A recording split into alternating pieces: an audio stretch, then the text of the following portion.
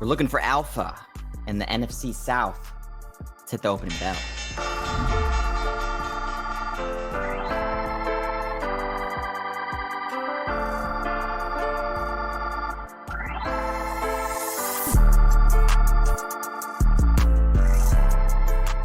It's Wednesday, August 21st. We're live from Dime Square, New York City. I'm Deep Value Better along with Throw the Damn Ball, Context Capper.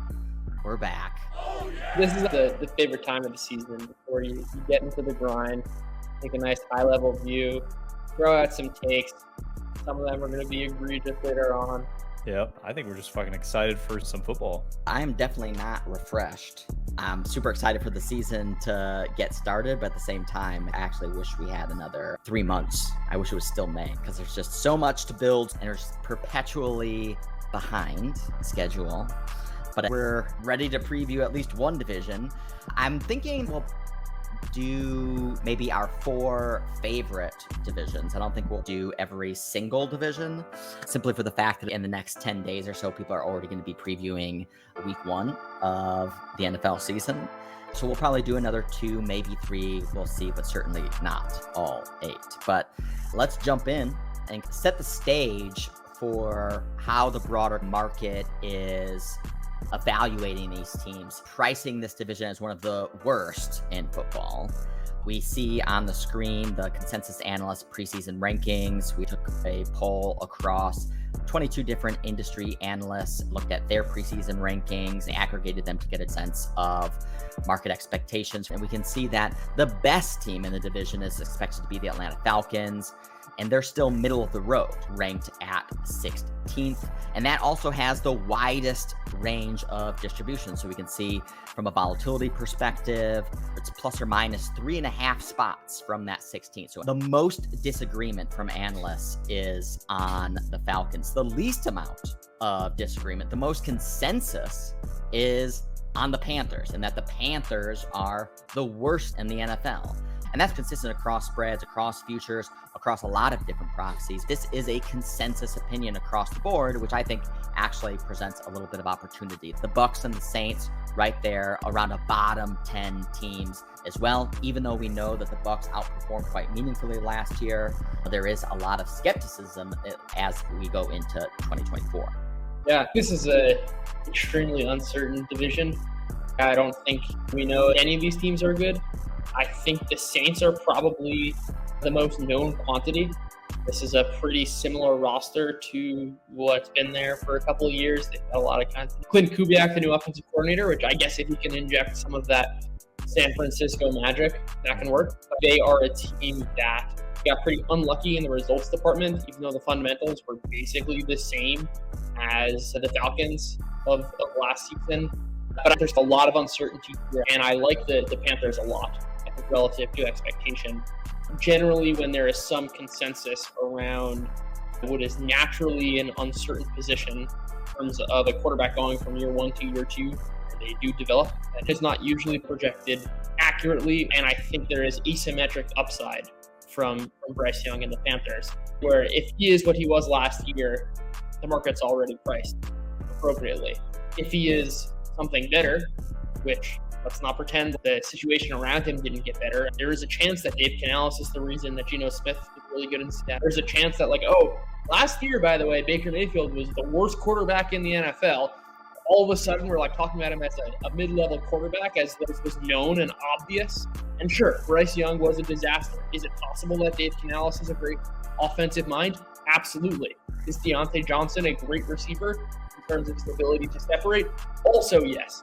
There are real cases to be made that Bryce Young won't be as bad as he was last year. And if he's okay, and the market is saying we are certain that this is the worst team in the league, and if he's just, below average, they are way underpriced relative to expectation. And that's what excites me in a division of kind of just meh.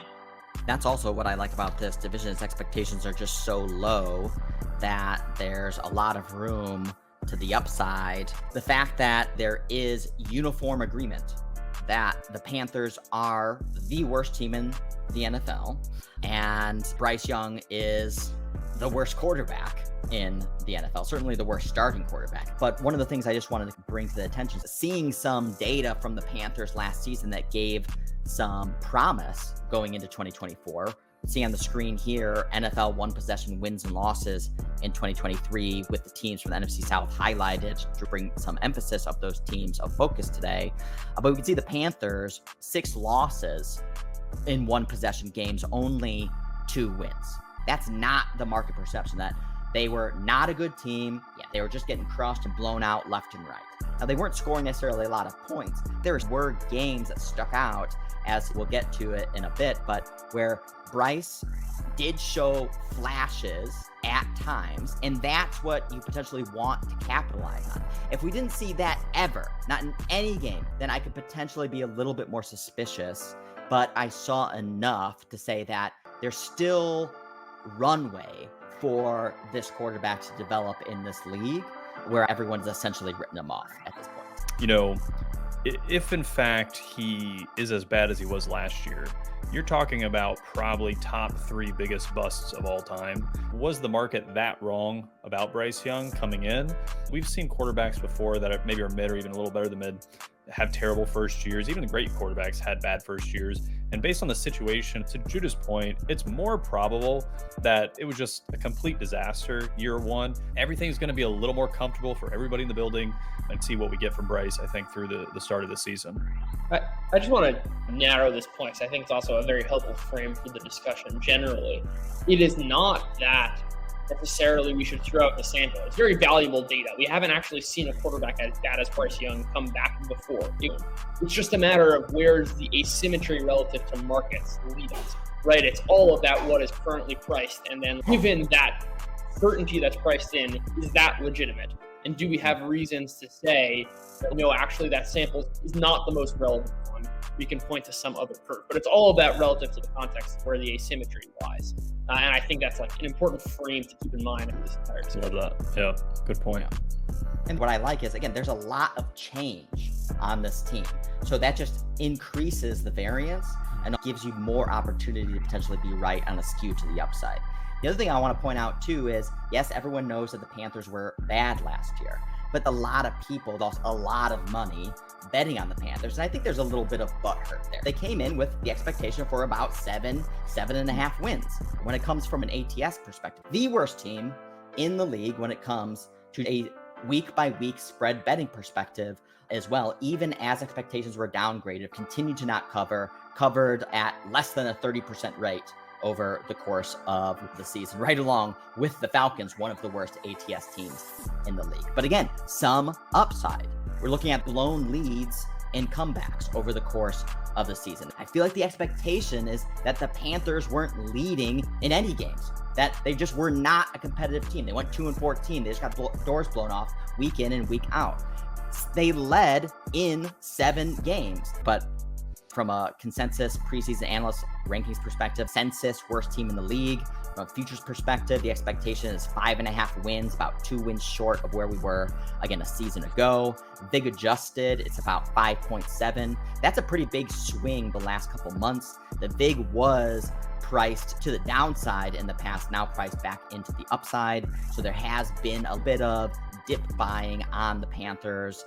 And then we look at it, alts curve implied win expectation, and that's about 5.7 wins as well. We'll get a little bit more into what that means in a few slides, but essentially it's one way to look at the entire win total futures curve, aggregating all of those different numbers and prices together, reverse engineering the base expectation from the sportsbook for their expected wins based on those prices. But this is a whole new coaching staff for this team. Also have Eric Eager, of course, the wild card, certainly going to move some numbers. From Alphabet's season preview of the AFC West in 2023 to VP of the Panthers. It's a seamless transition. Yeah, the fact that there's so many new pieces with a still young quarterback and a lot of transition from, this was a team that hung in a lot of games based on that defensive, and they've rotated a lot of that talent from the defense into the offense this year. So leaning into the offense, both from a draft perspective and from a free agency perspective. Deontay Johnson certainly one of the premier offseason signings, helping provide a meaningful addition to the wide receiving core, where Adam Thielen was your best and most potent option last year. And this provides some really nice diversification that can help elevate Bryce Young's performance this coming season. And then there's Dave Canales, of course. I'm uncertain exactly to what effect he's really going to bring. Again, the talk of the town is essentially, oh yeah, he brought Geno Smith back to life. He brought Baker Mayfield back to life. Now can he bring Bryce Young back to life? I don't know if those quarterbacks' careers being resurrected was exclusively attributable to Dave Canales, and that for that in itself increases the probability of Bryce Young potentially bouncing back this year. I'm skeptical, or at least I have a higher uncertainty, I feel like, than the broader market has from that angle specifically, but it certainly doesn't hurt, at least. I'm going to push back the other way. The Bucs are 4-7, and we'll get to the Bucs later, but they were terrible early downs. They really put Baker in tough spots late. They couldn't run the ball. Canales has said that they're a running team, really emphasizing their running team, blah, blah, blah. And maybe that's just talk, but I wasn't super impressed with what he was doing. I was impressed with Baker, but as a holistic approach to offense and design, I'd like to see a little bit more the first few weeks and get a taste of what he's going to be doing with offense before I make a declarative, this is what I think of him. It's hard to argue one way or another, like Canales will be that, will be this, Canales will be that. Right, there are obviously going to be many confounding factors. If you are building the narrative of how is Bryce Young successful, it's probably that Dave Canales is a very good offensive coach, and there's a massive delta between trotting out the corpse of DJ Chark versus Deontay Johnson, or like getting Xavier Legette to be a real receiver. Jonathan Mingo was terrible last year. Yeah. It was a massive disappointment. Right? If you get like some actual production there and you have a decent scheme, Bryce Young doesn't need to be that much, not be the worst offense. And there's a huge gap between being 32nd best, which undoubtedly Carolina was last year, and being 24th. Not just in terms of the expectations and from a futures perspective, but teams that are fundamentally 24th best could beat the Eagles in a playoff game. You get very lucky through the course of a season, and like really weird things can happen in the NFL, and you want to position yourself on the ability to have that variance. And when you're 32nd best, you don't get there. When you're just below average, there's at least a prayer. I will also just say on the defensive side of the ball, Elijah Everett seems to be a really good defensive coach.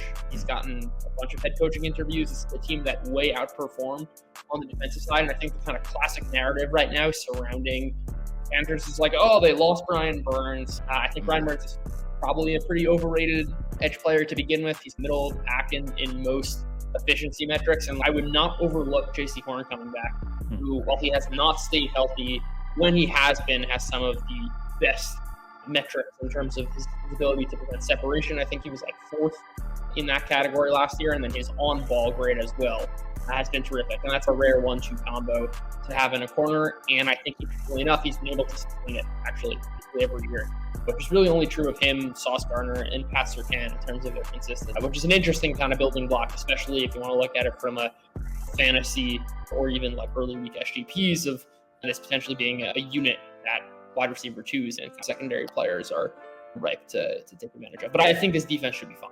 That's a good point, Judah, with J.C. Horn, especially in this division where I think your receivers on each of the other teams is pretty top heavy. Obviously, they have decent wide receiver 2s, but if you can neutralize the Mike Evans, London, and Olave, I think that can help defenses take out the rest of the offenses here in this division in particular. So I know you're a Shaheed truther, but I was going to say it, yeah. I know. Yeah. And again, they have other options too, but that can help a defense just take out that number one.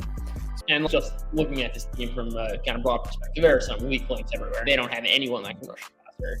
If Davion Clowney's your number one at this point, that's a problem. And I am certainly of the belief that defensive coordinator is probably the most important asset for defense, and that can really elevate your players. And the guys we thought were no good turn out to have good seasons given the right context. Another thing I want to bring to attention again to reinforce this theme that the Panthers potentially weren't as bad as the market perceived them to be last year. When we look from an earned drive points perspective, EDP, the core metric from our flagship drive quality model, when we look at unearned EDP, so the delta between the points that they actually scored and the points that they earned based on how drive quality evaluates their drive by drive basis. The Panthers were one of the unluckiest teams in 2023. The second most unlucky team. They earned 35.5 more points than they actually scored, which is just another proxy of communicating that this team played better on the field than their actual results implied. Another metric here is EDP lost to turnovers. Certainly luck can be a huge element of that. And they were nearly a top 10 team when it comes to earned drive points lost to turnovers. So if you have an offense that can cut back on turnovers and you get a little bit of a swing of the pendulum from the luck gods, just that in itself could potentially meaningfully improve some of your outcomes relative at least to last season. And another thing that we're looking at too is how teams performed in the Circa Millions contest. Another proxy for just broader, better perception, better performance. And as we showed before, Panthers were one of the worst teams in the league when it comes to an ATS perspective. Went 5-11-1 in the Circa Millions contest. On average, they're almost a full touchdown underdog on a week-by-week basis. They were the preferred side in any given matchup 35% of the weeks. And when the broader market did side with the Panthers, they only covered 11% of the time. Some interesting statistics here as well, just to see how sentiment shifts over the course of the season and how the broader market perceives a team, digests the information on a week-by-week basis, and how they reprice a team over the course of a season. When we look into the 2024 season, something that we talked a little bit about in our past pod, talking about how we're evaluating strength of schedule. So the traditional approach is looking at the expected win totals for all their opponents, doing an aggregation and getting a proxy of how difficult a team's schedule may be. We've demonstrated that is a pretty wishy-washy approach. One of the reasons why Jude and I have talked a lot about in past previews, why it's very difficult to project on a week-by-week basis what could potentially be a good bet from a spread perspective, because just so many things can change on a week-by-week basis of a season. Zach and I talked about last week how if you played the Bears in the front half of the season, they were one of the easiest pushovers over the course of the season. But if you played in the second half of the season, they're a meaningfully better team, meaningfully adjusted, made some roster changes. Matt Eberflus took over the defense. They made some trades, and that was a top 5 defense, top 10 overall team in the second half of the season. So very difficult to evaluate using that sort of approach. One thing that is consistent, that is roster independent, that is power rating independent, is looking at the situation of that schedule. That is not going to change over the course of the season. These are facts. And what we did was look at how different teams rolling rest advantages, what kind of cross-country trips may they be taking on, their consecutive road trips, and looking at a whole bunch of different variables and then evaluating how those variables fit relative to all schedules going back to 1999, and then looking at how difficult is any given schedule relative to that historical sample. And so we're looking at the Carolina Panthers on the screen now, and we can see that from a situation modeling perspective, they have the 8th easiest. They have a plus 6 days net rolling 3-week rest advantage. They have 2 cross-country trips, 2 road trips, a road trip being defined as any back-to-back road game. And they have 2 games that really stick out as meaningful rest advantage games, something that our research implies has the same benefit as a bye week. And that comes in week 12 versus the Chiefs and week 13 versus the Bucs. Meaningful rest advantages for the Panthers there, again, equivalent to a bye week. So those are the games that I would say I would specifically star. But other than that, I don't think there's anything super meaningful to take away from looking at the schedule moving forward. Talk all you want about all this other stuff. Ultimately, what's going to matter here is Are we getting the 2023 version of Bryce Young, or is there some unlocked version of him that we don't know? And that is so clearly the central question for the Panthers. They've even made that clear. They hired the quarterback whisperer. They went out and traded for Deontay Johnson. They went out and drafted Xavier Legette. They drafted Jonathan Brooks. They have tried to make it the central question of, is Bryce Young our guy or not? They've set it up that way. I think we should be setting it up that way. It's really the only question that matters to the Panthers in 2024. Yep. I agree with that. When we look at their full alt futures curve here, we see anywhere from 3.5 wins out to 9.5 wins, plus 750 to make the playoffs, plus 1,300 to win the division. Anything across this curve where you feel like there's the most value to extract? If Bryce Young is really the 24th best quarterback, and this is a Panthers team that is really 2 points worse than a regular team on a neutral, I want to just be betting into that every week rather than just embrace this, oh, are the Panthers going to win 7 games? Because again, I really think it's a Bryce Young question, and that's the specific angle that I want to be betting the Panthers this year and not introducing any other unnecessary variance. But again, even if Bryce Young is as bad as he was last year, first of all, I don't think he can be as bad as he was last year. One, because the situation around him is stronger, is a better setup this year than it was last year. Again, I talked a lot about at the beginning how the Panthers weren't even as bad on the field as the final box scores and the final standings. But their win total isn't 2.5, right? Their win total is still 5.5. There is still building in some room for that, right? It's not as though their results from last year are being directly translated into market pricing now. That's the only reason I push back on that. The 5.5 too, though, is almost historically low, especially given at least the juice at the beginning of the summer has essentially priced it at 4.5. So it has swung about a full game. So you could say a little bit of value has been extracted. But if you're going to win 4 games, again, 2 games is like a huge outlier. If you're going to be if you're going to be the worst team in the league, you're probably going to win 4 games. The Broncos were, I think, the 10th worst team last year, and they won 8 or 9 games. So if this team is Broncos level, you're basically hitting almost the top ceiling of their alts. Yeah, I think that's the point I was making earlier about if you were the 32nd best team, you do not allow yourself the chance to variance your way into an 8 or 9 win season. But I don't want to be betting that. Oh, I don't know. People want futures bets. Yeah, you got to be compelling here. You can't just give out picks and takes. I can't just say wait and see. Yeah. Let's use reason and logic.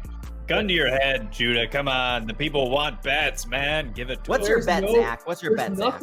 There's nothing we can point to. There's nothing we can point to and say, this is something in Bryce Young's data which suggests that year 2 is going to look different. Or there's something in Bryce Young's film in particular which you're going to say, given new circumstances in year 2, there's good evidence to say he's going to do that. It's more a blind kind of faith. Like, there's something this isn't capturing, and players get better, and I don't know where that's coming from. By virtue of saying that, and not, hey, here is, like, X quarterback struggled, went under pressure, but was really good when he was kept clean. And there's good reason now to believe he's going to be kept clean more, and therefore he's a good bet in your team. We don't have that here. He's bad in every category. Oh, but also the other thing is what we've talked about in the past, and again, this is certainly at the lower end of this kind of distribution, but the theory still holds in the sense of quarterback coming into year 2, having a better wide receiver at his disposal. Again, Deontay Johnson's no Jamar Chase, but those variables still set up. And also, again, with a new coaching staff, with supposedly a more offensively minded, certainly more modern than Frank Reich. Those are some variables that are very attractively set up, where that is in itself enough evidence to bet on edge cases to the upside. So that's that. Yeah, I think to me, I see that as enough evidence to effectively say the certainty that is being priced into the market is misguided.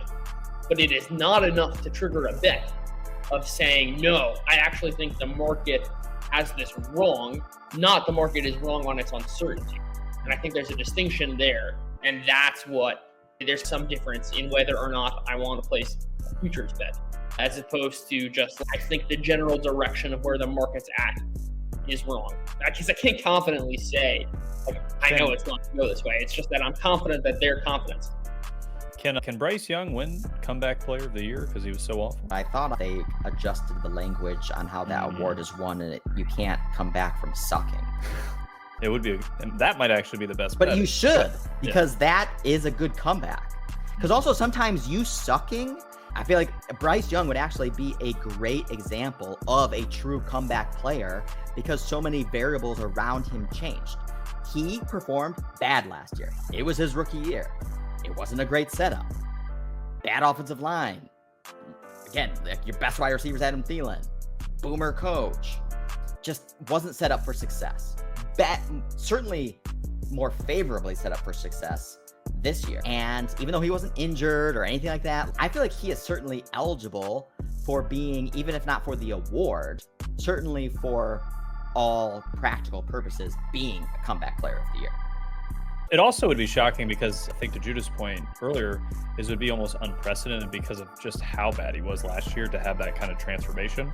So it actually would probably prove to Judah's point that kind of tailwind of Canales is actually maybe a quarterback whisperer after all. So when we look at the Panthers, again, alts features curve, again, you can see how all the different prices wobble here across the curve, both from an over and unders perspective.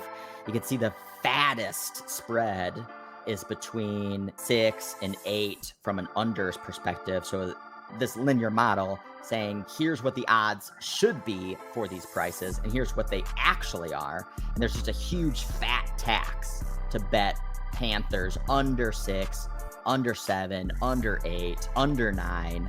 All of those are being mispriced to your disadvantage. So nothing to take advantage of there.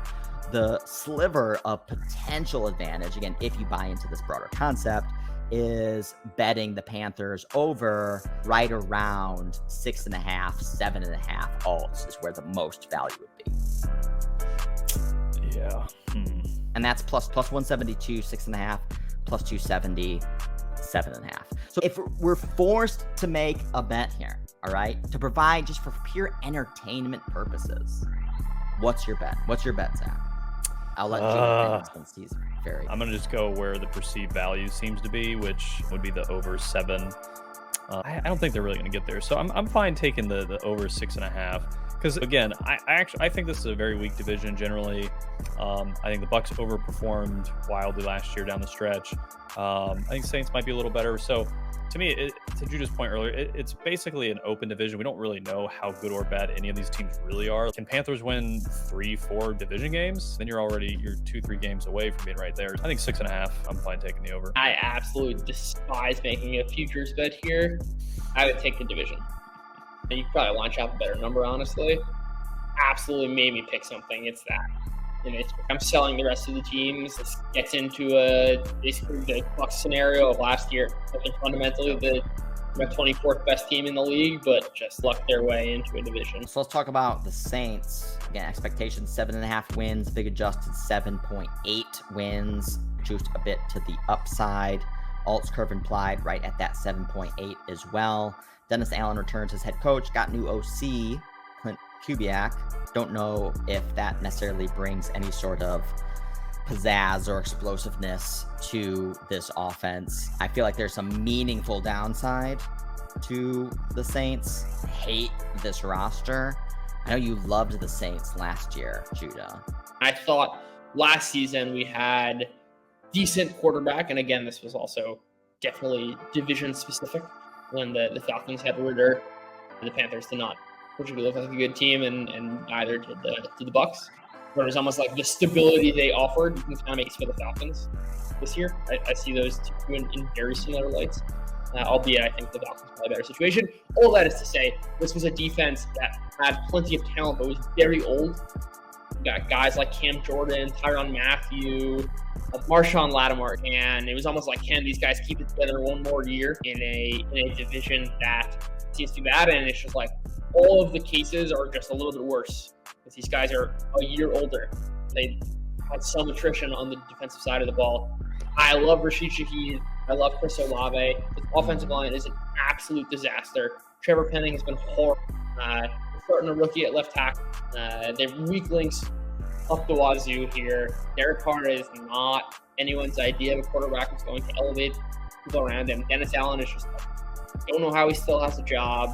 We're looking at a team that is defense is holding on for dear life with age and injury.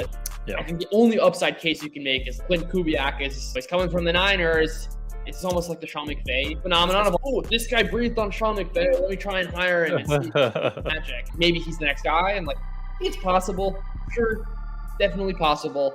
But it's not exactly something I'm willing to. So I agree with all that. And that's why I think this team, to both your guys' points, I think this team is ready to implode, or we're going to get a surprise to the upside. Like, it's really, I don't think they're going to land in the middle. I think. What's the upside case?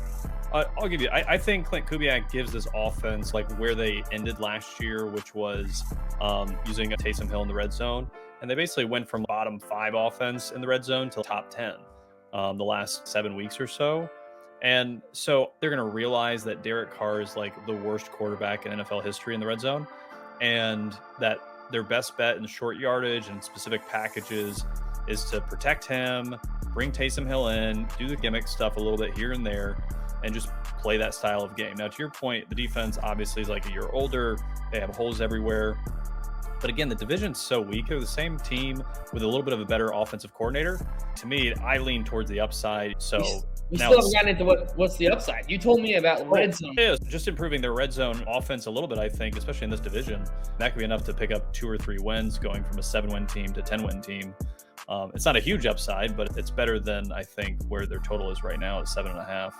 Yeah, I would just push back on if the wins is not – you can't just keep everything constant from the rest and then just be like, oh, this is all constant. We're going to add the red zone play. Not to mention that red zone play is itself unstable, and I wouldn't lean much in a small sample. Hold on one second. I disagree specifically for the Saints, and because we know a constant, which is Derek Carr is not good historically in the red zone, and we know also Taysom Hill opens up the offense. And so just that fact alone and how they didn't utilize that in the first half and then did utilize it and saw a big change, not saying that's going to repeat, but from an upside perspective, I think as long as they lean into that direction of things and don't let Derek Carr put everything on his shoulders, they'll have a better chance, at least of being a little more successful.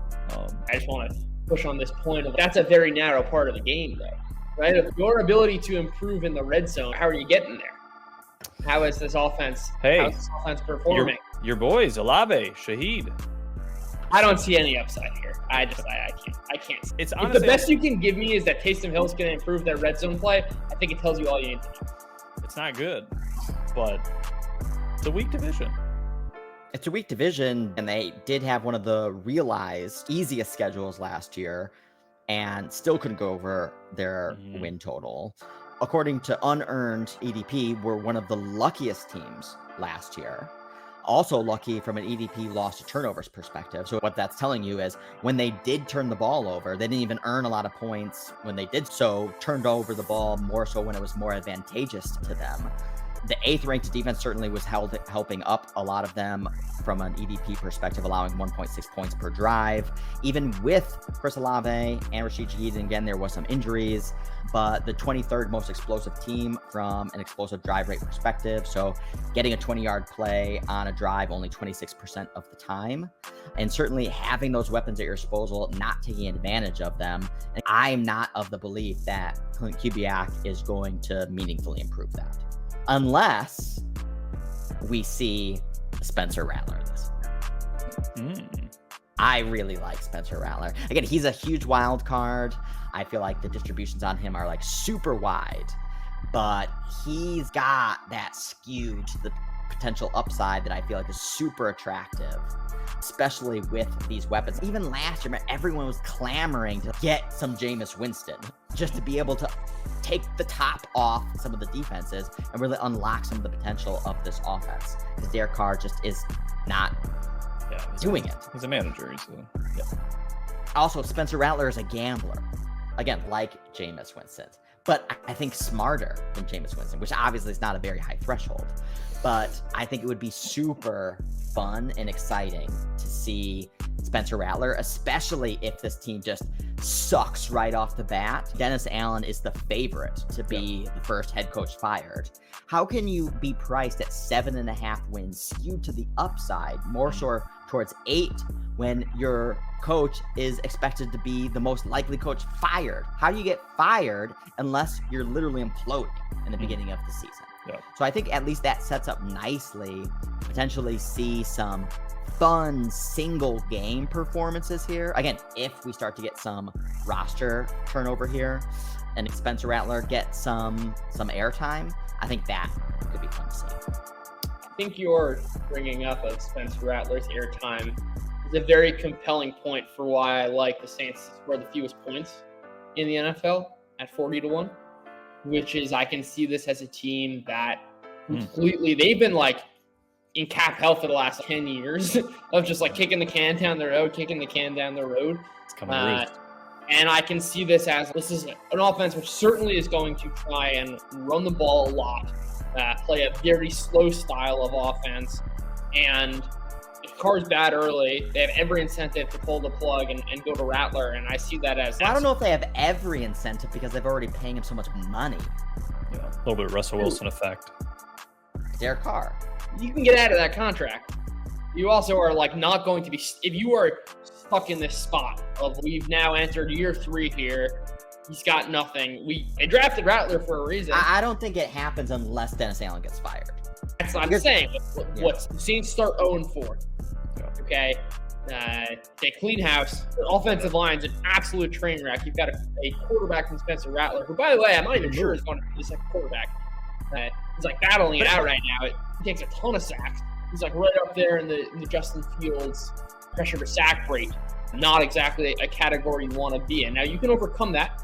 Joe Burrow also had an extremely high pressure to sack rate in college, and especially if he's going to be chucking deep balls to our guys.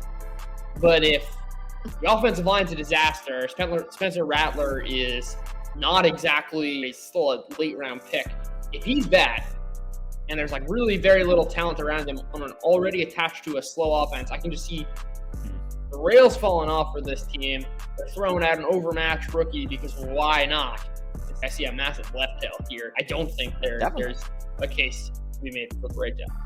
No, I don't see right tail. And again, there is signal in the Dennis Allen being favorite coach to be fired first. That is implying that this is very prone to being a terrible team fast. Yeah. Implosion. This is a team that is like projected middle of the pack in terms of their scoring output. We know they're going to be slow, which is going to matter a lot. And they're 40-1. I'm seeing on FanDuel. I imagine that's the best number you can get. I think this is like kind of 2 or 3% likely here. This is the other thing too. Again, from a situation-based schedule perspective, 0-4. 5th hardest, 90th percentile difficulty when it comes to situation-based variables. From a net rolling 3-week rest advantage, one of the worst in the league, negative 15 days. 4 games where, again, is the equivalent of facing an opponent coming off a bye week. 4 games. And that's worth about a point. Okay, so again, a lot of other variables that could potentially be going into play during those specific weeks, but those are situation-based variables that are negative, that have proved to be something that wanes on performance. And so those games are week 11 versus the Browns, week 15 versus Washington, week 16 versus the Packers, and week 17 versus the Raiders. So there's a string of games near the tail end of the season where they're going to be playing some very situationally difficult games. So I think just another element that feeds in to this team performing potentially very poorly. To start the season, they start with the Panthers, and then they play Cowboys, Eagles, Falcons, Chiefs before they play a division game with the Bucs. It's very possible this team's 1-4 heading into that game with the Bucs. And if they lose that game, you're looking at a potential 1-5 team. So if we're talking about Dennis Allen being fired, and that sounds like a really good left tail bet. Are the Saints firing him at week 7 when they're 1-5? Right? If that plays out, is that the pull the plug moment? Their weeks 3, 4, 5 games are just asking for An ass kicking. Yeah. Yeah, so it actually is a nice setup, again, to accentuate any potential underperformance. And if they, Especially early. if they lose to Carolina week 1, Oh, God. already a little Fire. bit. Give up, Lose everybody. Bryce Young, Carolina. 300 yards, 3 touchdowns. I don't For know. what it's worth, Yeah. they also play the Cowboys in Dallas week 2. Is that a good thing or a bad thing? That's It's not- just like this. You can start 1-4, 0-4 here. Yeah. I like this a lot. I'm seeing, by the way, Justice pricing is 25-1 on this fewest points scored market. At worst team. What makes me worried about the least value. points element is if we're saying like this could be again a bad defense as well, and do you potentially have more opportunities to score? And then if again there is at least some marginal improvement from Clint Kubiak, plus if you think Dennis Allen's going to get fired, it just increases the variance there of you still have Chris Olave being an elite wide receiver with a nice 1-2 punch with Rashishi. Again, it's priced at a deep discount. It's not saying this team is likely to be the least points scored. But the one thing I don't like about it is essentially if the thesis starts to come to fruition around this team starting to implode, that is actually a catalyst for a potential rebound. I think the play here is that like Rattler is overmatched. Timeout. Spencer Rattler's quarterback week 1. What are projections for the New Orleans Saints off? Or should they? I think they're probably like Panthers. I'll project that possibility. And also say that conditional on getting to that possibility, that means that they were terrible. But it's also not. It's a weird hypothetical too, though, because if Spencer Rattler was QB1 week 1, Derek I Carr feel like just that. tore his ACL. Yeah, I just feel like that in itself almost gives Dennis Allen a longer leash.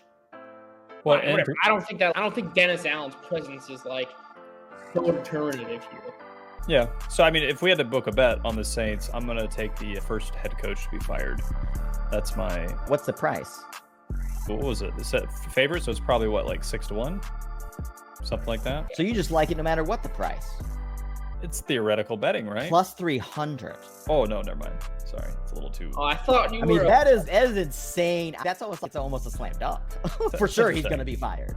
I Oh, think he's people saw definitely the the first. schedule and were like, "Ooh, Well, he's getting fired." First of all, it's, Well, what- it's also not just that Dennis Allen's going to be fired. It's he's Yeah. the first coach fired. yeah, that's a tough sell. So who else, real quick? Who are the top 3 or 4 coaches that we think are fired in season this year? Like options. So Dennis Allen, Jets, Giants. Salah. If Rodgers is healthy, it seems unlikely they're going to go. Salah's plus 700. Oh, who else? So we have Salah. But actually, he's the third. He's the third most likely. If you're talking about coaches who, like, if things go wrong, will get fired, Yeah. like, I think Cincinnati's a sneaky one.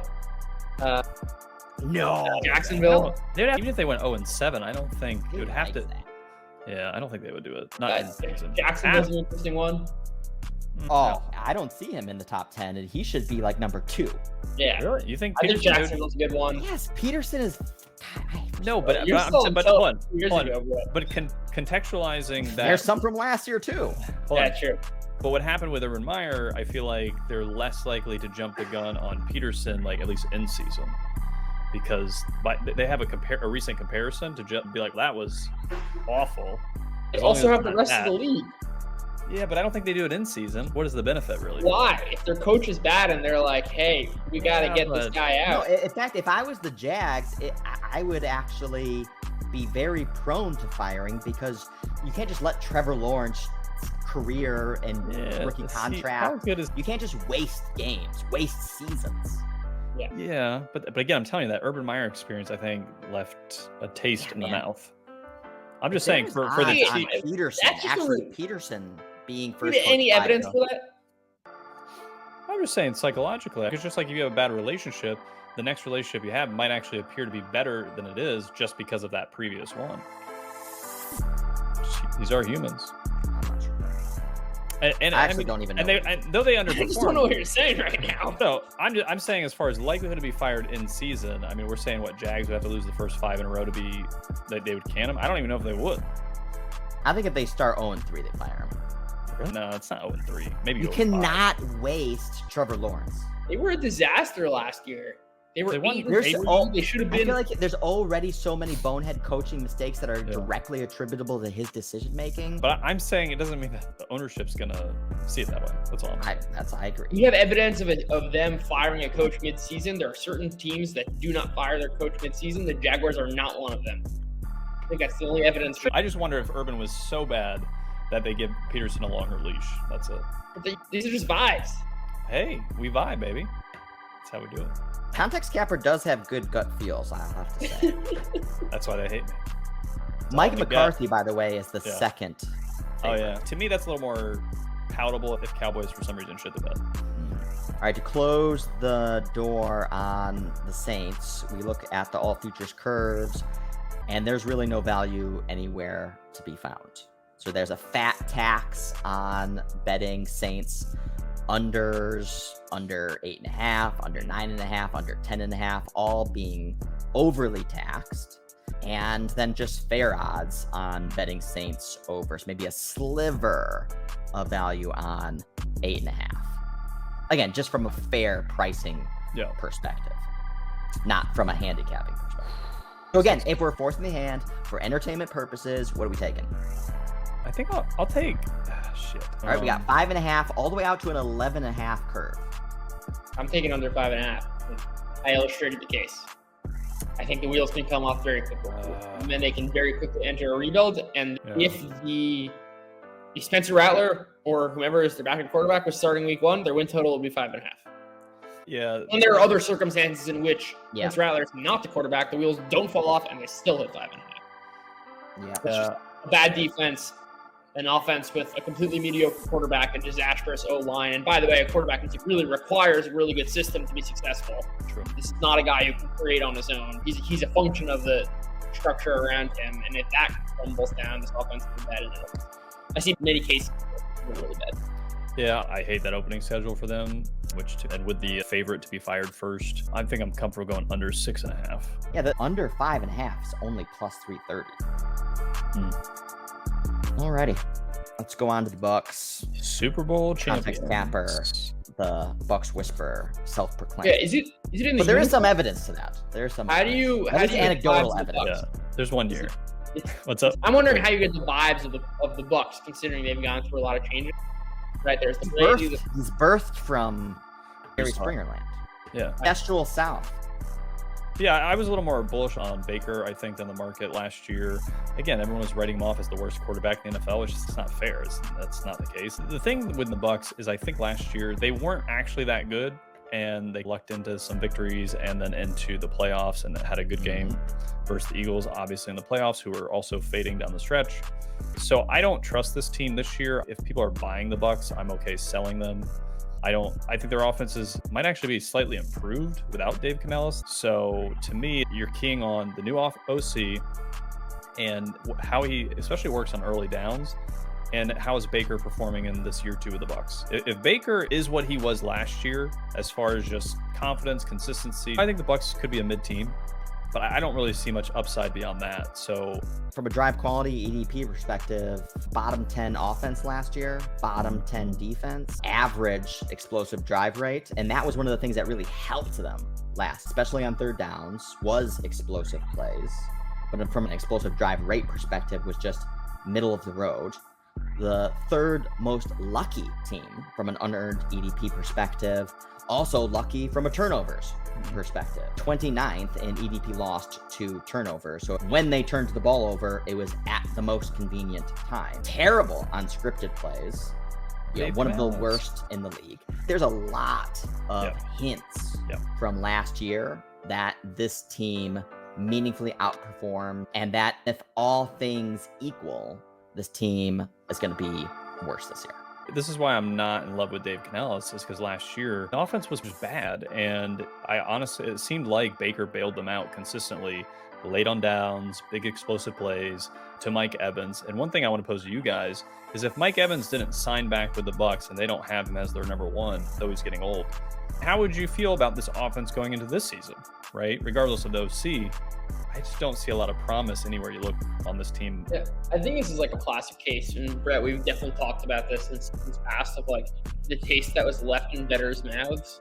is like them coming out with a surprising win against the Eagles and then like not playing with the Lions in the divisional round.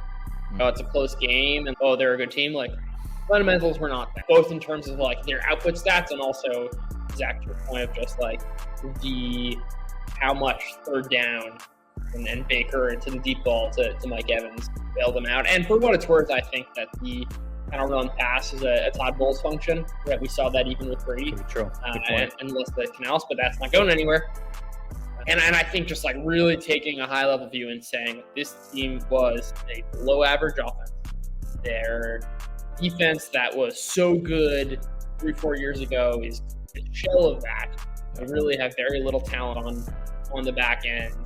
They are like a Mike Evans injury away from really having no one to throw to. The interior of this offensive line is a disaster. I just see this as probably, and I agree with you. I thought that like last season coming in, Baker's the worst quarterback was nonsense. He was pretty good his rookie year. He was really good his third year. He had a lot of shoulder issues. He was playing through a major injury. Like he was never as bad as his worst years. He probably wasn't as good as last year. The truth lies somewhere in between. And that's what the market's pricing. And they're in a bad division. So it's going to give it some juice. But no one's under any illusions, I think. This is a really good team. Yeah, I think some interesting data, just from a circa millions contest analysis perspective. Bucs went 10-7 in the contest record. Okay. But like the market did not have a good pulse on this team, when to buy, when to fade. So they're the preferred side in any given matchup. 60% of the time only covered 35% of those times. And we can see on the chart on the right, on a week-by-week basis, whether the team covered or not, and the underlying volume, essentially how popular of a pick they were. And anytime the market started to get any conviction in betting the Bucs, they failed to cover. And anytime the market was selling off on the Bucs, they did end up covering. Anytime the market exceeded 25% support for the Bucs, they failed to cover. And some of their biggest spread covers were when they were the least popular pick in the contest. Something interesting, certainly, for the Bucs last year. I'd highlight these roster changes here. The defense still was stable. They lost a lot of key cogs. And like Devin White's a pretty controversial linebacker. He hasn't graded particularly well. As you see, his like 4 was negative here. Shaq Barrett is a good pass rusher. Carlton Davis has struggled with health over the years, but is still a serviceable corner. Like he still lost a lot of guys. There's not a lot of anytime Carlton Davis was out, like that was always like a red flag for betting the Bucs. It's just there's not a lot left. Devea is still a force on the interior, but it's really weak links on the rest outside of like Antoine Winfield essentially at safety. And Chancey, the rookie last year, and Todd Bowles likes this anyways. They're going to have the middle short up as far as like stopping the run. And then when they play the CJ Strouds of the world, they're going to get burned heavily. So I think keying on that again this year probably makes a lot of sense. And this is a team that struggled to defend explosive plays last year. This is a very fragile defense. So Baker has to carry the team and score more points. Good for fantasy. Bottom 5 in explosive pass plays allowed. No reason why that couldn't be directionally right again this year. Yeah, from a schedule situation perspective, one of the easier ones, but there is some yellow flags. 3 road trips on the season. So 3 situations where they have back-to-back road games. Net rolling 3-week rest advantage of -5 days. 1 cross-country trip. But a host of other factors involved in this model ultimately spits out still one of the easier schedules from a situation perspective. From the futures curve perspective, it goes from 5.5 out to 11.5, 7.5 being that middle range. 8.1 wins is the futures curve implied win total. Plus 350-ish to win the division, 35 to 1 to win the conference, 90 to 1 win the Super Bowl. Anything stick out to you here from a betting perspective, certainly on the alts? I think they were 5.5 last year, weren't they? I would consider going under 5.5 because, kind of to Judah's point, and you could say this about a lot of teams. 5.5 plus 340. Yeah, that's okay. If Baker gets hurt, you want to talk about bad backup quarterbacks. They have Kyle Trask. He's pretty awful. So if Baker gets hobbled at all, which I think he got That's hobbled. true. Because Baker stayed uncanny healthy. Yeah, he gets nicked up because he runs a little bit. If Evans goes down or Baker is hobbled for a while, this could be Todd Bowles last year in Tampa too. So I wonder if he's the first coach to be fired. That's an interesting one. Oh, under. Yeah, when we look at the futures curves, and this is the first curve that I've seen from both the over and under perspective where there is absolutely no implied value. So pretty much just juiced across the curve with no even theoretical implied value. I love the juice. Yeah, 6.5 feels a little safer for this type team because their schedule is pretty soft. Squeezing out an extra game or two versus soft competition could be more palatable. All right, let's go on to the Falcons, the team everybody loves. Wow. Loved them last fall, too. And that was a much easier fade. God, that was easy to fade. I felt like the arguments for, his name even slips my mind now since he's on the verge of being out of the league, I feel like. Desmond Ridder. How How can that you there was forget him? any sort of outrageously bullish arguments for him to exceed wildly expectations and to lead this team into the playoffs fell flat on its face. I think that it might be largely driven to a degree because of fantasy. I don't know how much social media has an effect on betting markets directly. I can't quantify any of that, but at least from the broader just sentiment, there's just so much buzz around Bijan Robinson and Arthur Smith's running the ball, and obviously Kyle Pitts' resurgence with London, etc., weak division, all that. But the quarterback is the most crucial piece, and he was the worst quarterback in the NFL. So those pieces never added up to me.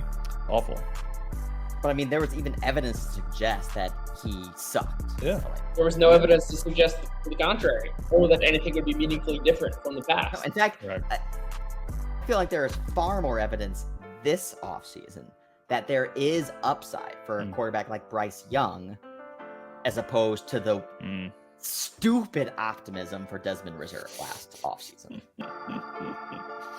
This is just anecdotal, but I've not even come across any Panthers fans who have some sort of deranged upside fantasy of how Bryce Young could potentially perform this season. Expectations are just so in the gutter for the Panthers. Anyway, we're talking about the Falcons, but I feel like it is a decent parallel at least. But now we have Kirk Cousins, of course, at expectations 9.5 wins, 10.1 big adjusted, so being super juiced to the upside, alts curve implied in between at about 9.8. Again, that analyst consensus preseason rank is somewhat in the middle, around 16. Totally new coaching staff, new play callers across this entire division. Raheem Morris, head coach, bringing along with him, seems like the entire staff that was at least surrounding him in LA, and bringing Zach Robinson along with them. Gotta give a shout to PFF Zach, guy who started there and was on McVay prodigy. I think he and Bobby Slowick together in Cincinnati doing their thing. It certainly comes from an analytical school of thought, that is for sure. I'm not saying he is going to be Bobby Slowick, but a lot of very similar parallels considering their backgrounds. From an EDP perspective, last season, defense performed pretty well. Top 5, offense, middle of the road. One of the luckiest teams in the league. Rhymes with a lot of what we're talking about from the Bucs perspective as well. Not a very explosive team. 19th in the league from an explosive drive rate perspective. Getting a 20-yard pass or run on any drive 28% of the time. That number can go up exceedingly this year. I feel like a lot of that excitement that was for this team last year that was misplaced can actually come to fruition in 2024. Really unlock some of that bottled up potential from someone like Kyle Pitts, like Drake London. Certainly, Bijan Robinson, from a fantasy perspective, be the most explosive player. I would push back a little bit here. To set a context, even before I make any point, the Falcons should absolutely rightfully be division.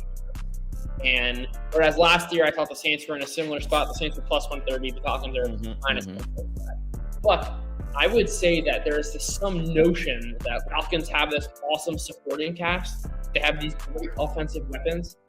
Kyle Pitts was incredible in year one. Absolutely. No denying it. He's also been bad for 2 years. Is it possible that was a function of some weirdness of Arthur Smith? Yeah. Did Jonnu Smith also have a really great year at tight end for the Falcons last year? Also, yes. And there's this fantasy narrative of like, ooh, Arthur Smith is tanking Kyle Pitts. Is it true? Maybe. The best players, if they're really... But he definitely did mismanage Bijan Robinson. Sure. But I think that's a matter of workload and running back stuff. I don't think that managing Bijan Robinson properly is the difference of unlocking this offense. I just think the point is a great supporting cast. Kyle Pitts was not great enough to transcend bad coordinators. If he was really good, if he was really this elite player, he probably would have done that. Drake London, good player. We don't really know that much. It's a lot easier to put up good numbers when you are the only wide receiver on your team. And you want to look at stats like yards per that run when your team is only running 2 wide receiver sets. You're like biased to stats like that. In terms of his underlying play, he profiles a pretty solid receiver. Are we going to like all of a sudden go out and say Ray McLeod is someone to be excited about? He's their starting slot guy right now. Darnell Mooney, that's the guy you want to be your wide receiver too? This is not a particularly good offensive cast. It's not.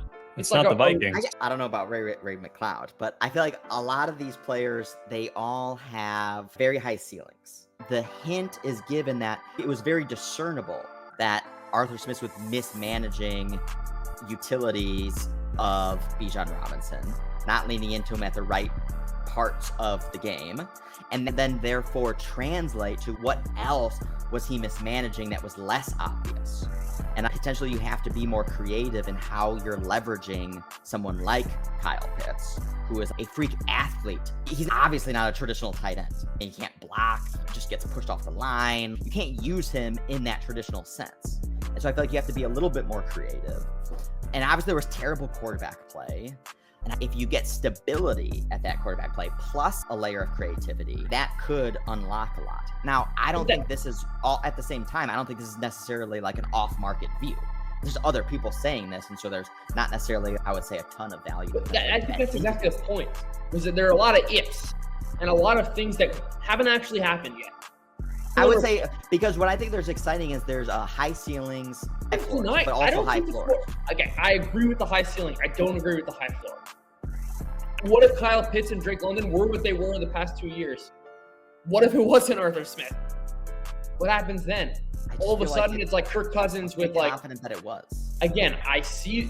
Yeah, that's fair. I just like the idea that it is possible that maybe Arthur Smith wasn't the problem. But it's also not just Arthur Smith. It's also a product of bad quarterback play. So if you can just bring stability to the quarterback position in itself, will at least provide a better platform for... I'm not saying that is a reasonable argument. There also exists a world of possibility where like all of those, what I'll call excuses for the sake of this argument, are just excuses. There's a world of possibility where these guys aren't as good as their production. Let's ask these questions, because from a division perspective, assuming Cousins is healthy, best quarterback, best offensive line, best backfield, best defense? I'm disappointed by the headline driving defensive signings, because I feel like that is just like eating up any lingering value in betting this team, at least preseason. Yeah, they definitely have way more talent. Yeah. So, all right. So I think just from what we do know, they're the most talented team probably in the division overall, and especially in some key spots. And so it comes down to the coaching. That's where I'm going to be keying on, at least in season, is seeing how the coaching plays out. I understand the frame, and I think it's fair to say that the talent matters, and it does. There's a reason why they're division favorites, but it's a lot more fragile. The talent is not so far beyond anyone else. This isn't the Niners, right? This isn't for sure a team that is so built up and down. Like, defenses are unstable.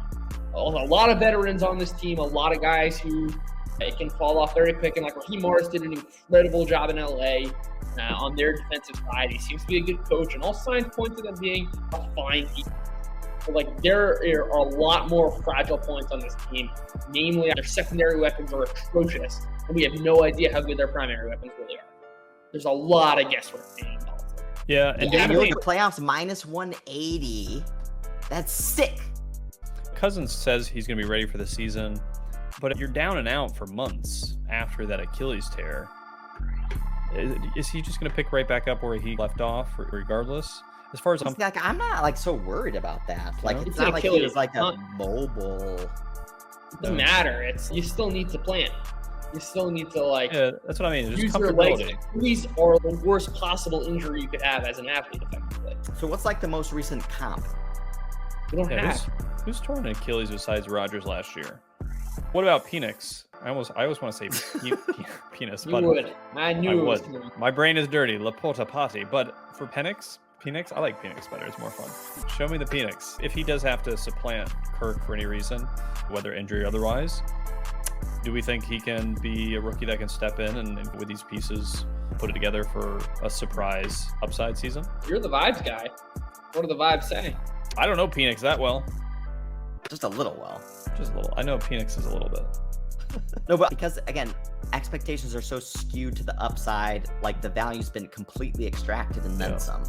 Again, minus 180 to make the playoffs, like this is like a surefire slam dunk that this team is going to be a top 3, top 4 team in the NFC.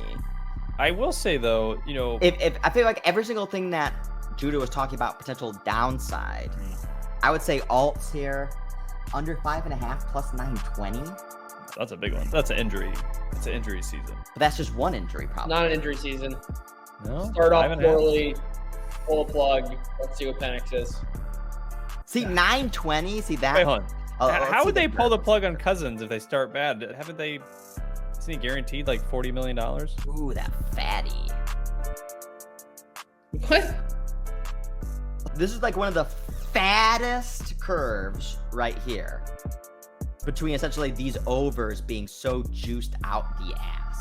So the over 8.5, over 9, 9.5. Again, it's just another proxy. The market's just piling into upside on the Falcons. There is no value left to be had. Under 8.5 looks pretty valuable. Yeah. I'm going under 6.5. My bet for this team, my entertainment bet is under 6.5, which is pretty juicy. Was plus 520. Oh wow, that's pretty big. I don't even think this is an entertainment bet. I like the under 7.5 here. Yeah, I'll do under 8. 10. I'll do under 8.5. At 310. Plus 8.5, 225. I think you could actually just ladder down into these. Yeah. Because the downside scenario is really, it's not like medium down. Maybe. I don't think so. I think Kirk Cousins can be like fine. That Greg London and Kyle Pitts No, are but that's fine. not a downside. The That's defense, not a downside. the defense is stable. They are like a mediocre to below average offense. They can still pull out 6-7 wins, especially when they're playing the Panthers and Saints 4 times. Well, Yeah, I'm saying that the downside is extreme downside. I don't think there is moderate downside. So I'm saying so the downside being something like, again, Kirk Cousins gets pulled or he gets hurt or he's not the same Kirk Cousins. Like this scenario. And then all the things that you talked about. Were these players, do they actually have upside potential? Or are they just not that good? And it's just all smoke and mirrors. And it wasn't the bad quarterback play or the unstable quarterback play or Arthur Smith. That scenario, I feel like produces under 5.5. Well, I'll give you some ammo to justify that. I think you're on to something. Play maybe the under 5.5, assuming there's alts still available as the season progresses.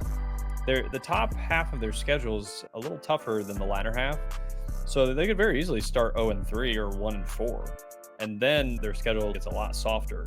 You might get a price drop to 8.5, 7.5 if you want to bet that all under now. You might get a better price on an over 3-4 games. you can also just bet against them in the first 3 weeks. That could be too, yeah. I wouldn't go so far as to say this is like a threshold. If it goes really poorly, it's going to go super poorly. I think there are a lot of outcome spaces of them falling below expectation and it not looking like a complete train wreck. And we misjudged the initial expectation. And I think that stems from misjudging how good this offensive supporting cast really is. And we have this conversation next year, and instead of, Kyle Pitts has this untapped potential, Greg London has this untapped potential, it's here are these guys who turned out to just be fine, solid, enough. And maybe it was a product of Arthur Smith's style of utilizing him, but Is there a world Bijan is a Reggie Bush type player, right? Like super hyped, super amazing in college, comes in, can be amazing at times, but is also inefficient consistently. And if that happens and they want to give him the ball nonstop, that could be a problem. Because in fantasy, everybody loves him in fantasy. So he's hyped to the tilt. All right, so in summary for NFC South, most attractive upside for the team that everyone hates the most, which just from a narrative perspective is liking upside for Panthers.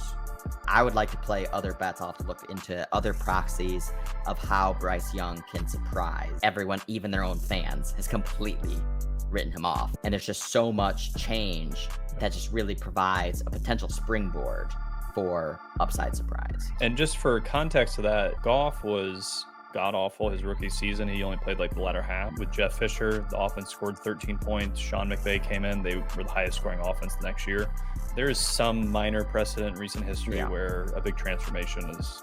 That's fair because, again, Goff that year did look like one of the worst quarterbacks ever. Yeah. He looked like a bust. He looked unsalvageable. Yeah. Again, something we talked about in the past seasons, bringing in a wide receiver that has, which is a meaningful delta from at least what they had, to potentially unlock some value from a very young and still malleable talent. Yeah, I think EPA is an extremely flawed stat, but I don't think we understand just how bad Bryce Young was last year. This is among 208 quarterbacks of the last 6 years, the 7th worst quarterback season by EPA. This is really bad. Jared Goff's rookie year was bad. It was not even close to as bad as that. It felt bad. It felt bad. Exactly. It felt really bad. It felt as bad. But from a data perspective, it wasn't. And that's important to keep in mind. Which actually makes it even more attractive to me, because that is the baseline consensus view. So there's no edge. 100%. Yeah, I think it's like a matter of the gap between going from a really bad 30th to a 15th. Is very different than a really bad 32nd. Because like that same delta, say in EPA terms of 0.1 for the 30th best quarterback, because it's more condensed there, is going to take you to 15. When you're at 32 and you're that bad, it's going to take you to 27. That's the only kind of frame of mind I would have in understanding the base rate. And again, I don't think EPA is the truth here. I think it's just a useful kind of metric. Quick question on that. How many games in do you think we need to see from Bryce to get a general pulse of just directionally where we think he might head the rest of the season? Is it a couple games, 4 games? Like 3 or 4 games. And you'll even see how they structure the offense. I think you need to give him a good leash because it's still a whole new system, situation. You need to start to see at least some flashes, right? Improvements. Yeah. But I think you did see some of that last year. Again, and this is just my own anecdotal experience. 1 game. One game against the Packers, and then they got shut out the next 2 weeks. Yeah, but also versus the Bucs. I'm not saying he played well. Yeah. But really, the only reason the Bucs won and covered that game was because essentially Bryce Young threw a 50-yard touchdown. And then the dude fumbled it in the end zone. And it was like the luckiest play ever. I was live betting Bryce and the Panthers that game. All of which is to say, it's those types of things that I don't fully register that is captured by EDP. And again, that's why from an EDP perspective, a lot of those stats that we were citing showed that the Panthers weren't as bad as consensus expectations are being priced at. And then in summary, Bucs Saints, not too much we love there really from an upside or downside perspective. And then some downside tail scenarios for Falcons. Looking back at the conclusion of the fruitful discussion is the NFC South is really a question of how good is Bryce. Is Bryce Young. Yeah. That's what we've been talking about for most of this podcast. Yeah, I feel like there's so much more profit potential to getting upside on something that people think is definitely not going to happen than fading something that everyone thinks for sure is going to happen. And so there's like less money to be made fading, say, the favorite Falcons, and more money to potentially be made buying the sell-off in Panthers. All right, let's close it there. That's closing bell. See you next time.